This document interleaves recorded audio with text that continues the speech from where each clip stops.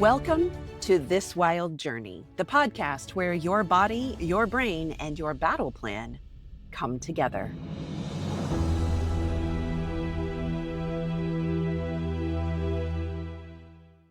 If you're reeling from betrayal trauma, drowning in the chaos of divorce or custody court, feeling overwhelmed by post-trauma parenting, you are in the right place.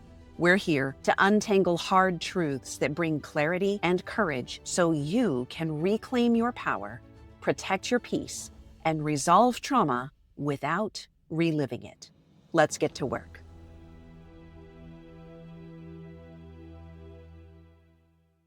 Welcome back to This Wild Journey, friends. Today is part 2 of our Encanto deep dive, and I get to sit in the host chair and ask Coach Sarah some real, raw questions about relational dynamics and emotional health, and why some parts of this film hit us in the gut. Sarah, you talk a lot about the difference between functional families and emotionally safe ones. Can we start there? Oof. Yes. So in the survivor community, so many survivors grew up in homes that looked fine. On the outside, they looked fine. Bills got paid, chores got done, there was food, there was shelter, rules were followed. But in so many of these homes, no one ever asked, how's your heart? What are you struggling with? How are you doing? Really, under the surface. And in Encanto, we see a very high-functioning family system. I mean, they're the coolest family in town, right? Everyone wants to be one of the Madrigals. They're magical, helpful, admired, but emotionally, every single one of them is unraveling because function without freedom is always tied with fear. So let's get specific. What are the core unhealthy patterns that show up in this story? Well, there's a whole bunch, and that's a great question. Now, before we dig into that, remember, we're not villainizing individuals. We're just naming behaviors. So here are some key relational flags that are going to be present in any abusive family system. Actually, any abusive system anywhere, whether it's church or work or social environment or a family. One of the first ones is control. Abuela makes the rules, all the rules, even for the other adults. She decides who matters, who gets included, who has to change, and everyone walks on eggshells around her trying to please her, not only out of love, but also out of fear. Another one is deflection. When things start cracking, Abuela blames Mirabel. She refuses to look at herself. It's all passed on. The blame is passed on to everyone else and everything else. Another one is manipulation. Luisa and Isabella are trained to perform. Their value is based on their usefulness, not their humanity. They're manipulated into making the family look good, into making Abuela look good, right? Different ways, different paths to that performance and perfection. One is tiny and perfect and beautiful. The other one does so much heavy labor. She's stronger than everyone else. And there's just this overall concept that if you let the family down, if something isn't perfect, if you aren't fulfilling your place perfectly, you're going to betray Abuela's confidence and the public image of the family. So the family and Abuela, they get to look good as a result. All the good stuff comes to them. And that's that manipulation. Another thing is this forced compliance. No one can say no without risking rejection. I mean, look at Isabella. She's all this close, almost forced into a marriage she doesn't want, just to please the family. And in this, The whole system, and this is really, really important as far as abusive systems are concerned, the whole system kind of hums along without much friction, as long as everyone is compliant with the role that they've been assigned.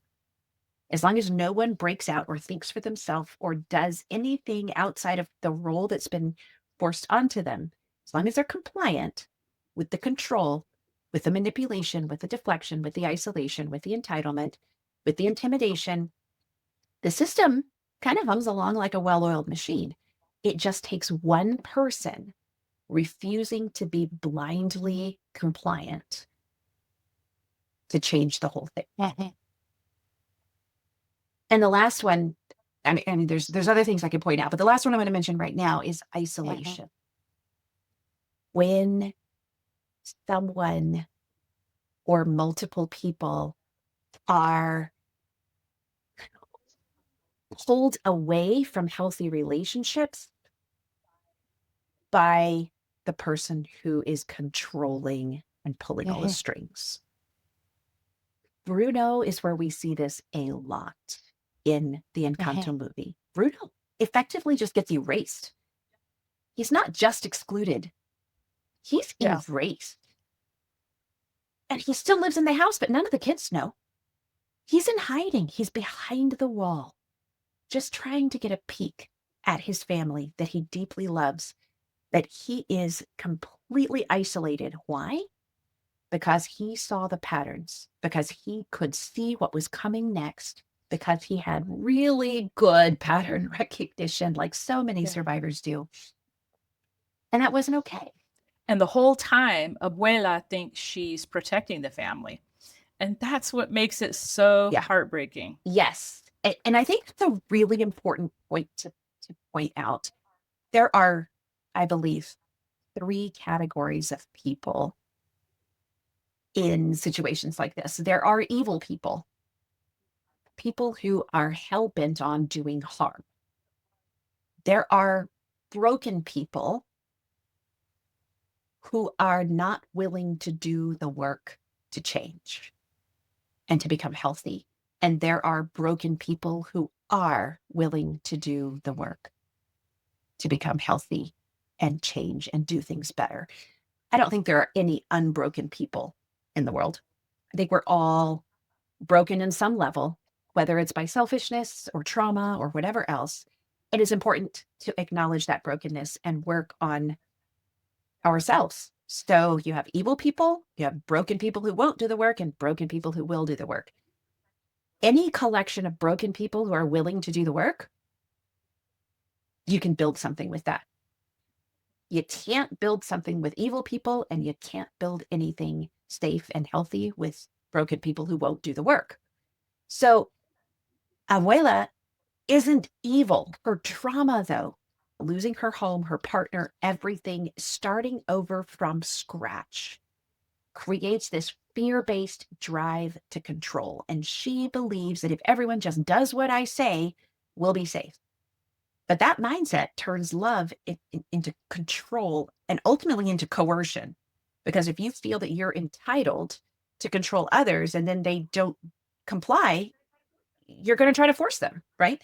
And coercion isn't love. Fear isn't love. And Abuela, in the end, we see that she is a broken person willing to do the work, willing to acknowledge that the things that she's done to try to protect her family were actually harmful, and they were rooted in her own fear. And that's what makes Encanto so beautiful.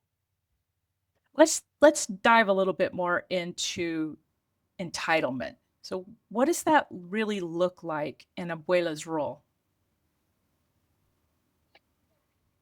So in Encanto, we see entitlement showing up in Abuela, not because she's evil, again, but because she believes that what she thinks is best, that it's acceptable for that to outweigh everyone else's reality. Her needs and fears and desires are more valuable, more powerful than everyone else's needs, fears, and desires. So she centers the miracle, the reputation, the public image as the core thing that everyone must maintain. She doesn't ask how anyone's doing. She demands compliance to maintain the system, even if it's costing them their identities. And that moment when she finally sees Mirabel, wow, that got me. It's one of my favorite parts of the film because it's this stack of ruptures over and over and over again. And then there's this repair. She lays down her control. She names her fear. She takes radical responsibility for the harm she has done, even though it was with good motives. And she starts to see each person, not for their magical gift and what it can do for their public image and the family, but for them, for their hearts. Yeah, there's this beautiful reversal. The casita is destroyed, but the real home is rebuilt on the foundation of emotional safety. Yeah. For the first time in the whole story, at the end, they're rebuilding on truth and connection and honesty and support of each other instead of fear. They're rebuilding on freedom and autonomy instead of performance and facade. So, Sarah, what do you want protective parents to take away from this? Well, if you're sitting here and you're thinking, man, this sounds familiar. I mean, you're not alone. You might have grown up under control and fear and pressure to be perfect. You might have married into control and fear and pressure to be perfect. And now you get to break that pattern. Let's say you are in your own home now and you're trying to rebuild something that is healthy and safe. You get to create a home where it is safe to say no, to be different, to fully tell the truth, to rest without guilt. You get to create a home where your children are seen for who they are and not just the grades they make or the trophies they win or the behavior and compliance that they perform.